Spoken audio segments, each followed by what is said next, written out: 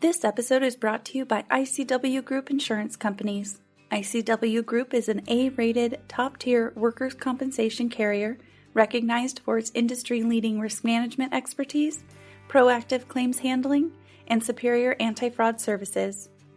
ICW Group policyholders can expect to achieve fewer and less costly claims that lower their XMOD and help them achieve long-term premium savings.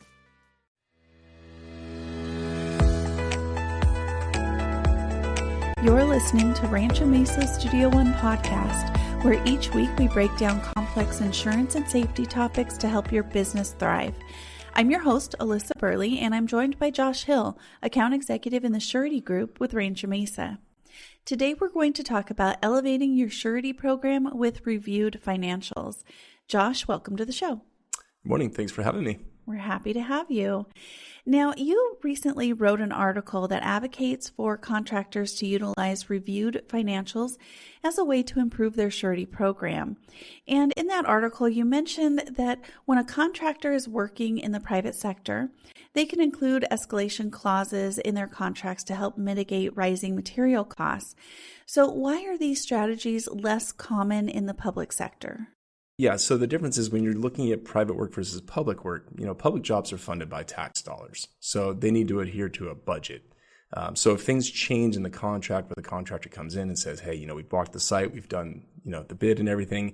But now that we started working on the job, there's things that we found that, we need to make a change. And I'm not saying that in public jobs you can't make a change, because you can. If things arise that weren't foreseen when you're doing the planning process, typically, those things can be accounted for, but it's a more difficult process to do that. There's more written work that needs to be done, approval levels through the government bodies to get that approved. Whereas on the private side, it's a little bit more fluid. So when they're looking at those sort of things, when you're managing to a budget that's paid for by tax dollars, you really need to try and adhere to that, because the government body is kind of being held responsible to make sure that that project is on track for what they had budgeted for. So why has the surety industry increased its scrutiny of contractor financials in recent years, and what are the factors that are driving the need for larger bonding capacities? Yeah, so, the surety companies, they work in the construction industry, right? And construction in itself it's higher risk. There's a lot of things that happen, heavy machinery, a lot of people out there, a lot of things going on, digging, unforeseen things they could come across. So when they're doing their underwriting and they want to see higher quality financials, so they can really rely on what they're seeing to be able to, with confidence, say, hey, we're good at providing this company the bonds that they need and to support them. But also when they're looking at that, we've had inflation over the last several years, and the cost of everything has gone up, whether it's labor, materials, you name it, everything has gone up.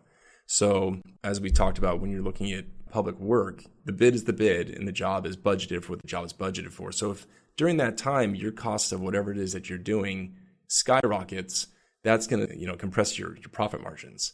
And as a company, certainly that's a concern to you, but for the government body that has hired you on a budget and an approved budget, that's less of a concern to them. Mm-hmm. So it's just really important for the underwriters to think about, okay, how have they done in the past?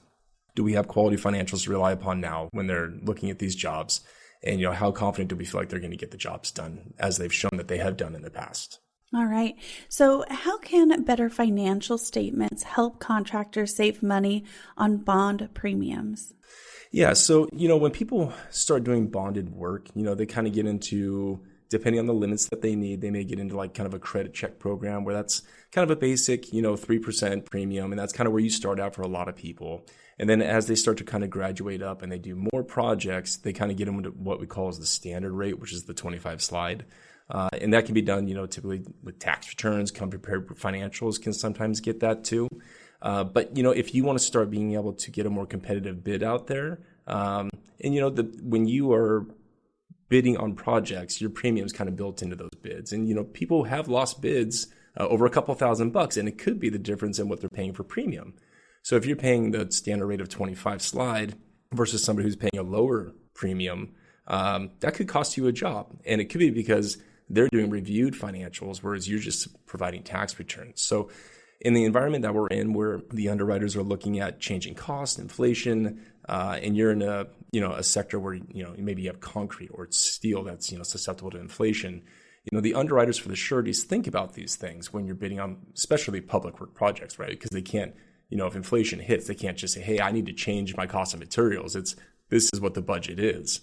So if you start to step up towards reviewed financials, yes, there's a cost to do that, of course, but the payoff in the premium is easily accounted for, and you'll easily make that back in your bids. So it makes a lot of sense for the underwriters to look at reviewed financials. They can rely on the financials a little bit more so than they can with tax returns because it's looked at by a CPA. They're reviewed, they're high quality, the WIPs are built into those things. So it gives the underwriters a lot more confidence when underwriting those things to say, hey, you know what, this looks like a solid account. And, because of that, we're willing to adjust our premium downwards because we have more confidence in the financials we're provided.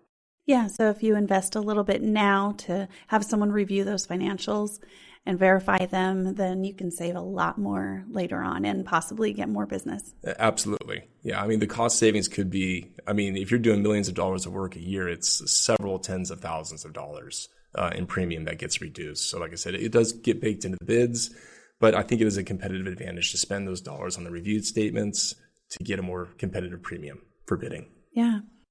So Josh, if listeners have questions about their surety program, what's the best way to get in touch with you? Yeah, so my email is, one of the best ways to get a hold of me easily, jhill@ranchomesa.com. I'd probably just start there. I have my phone on me 24/7. I answer emails at all times of the night. So that'd be the easiest way to get a hold of me or anyone in our surety team here. All right. Well, Josh, thanks for joining me in Studio One. Pleasure to be here. Thanks for tuning in to our latest episode produced by Studio One. If you enjoyed what you heard, please share this episode and subscribe. For more insights like this, visit us at ranchomesa.com and subscribe to our weekly newsletter.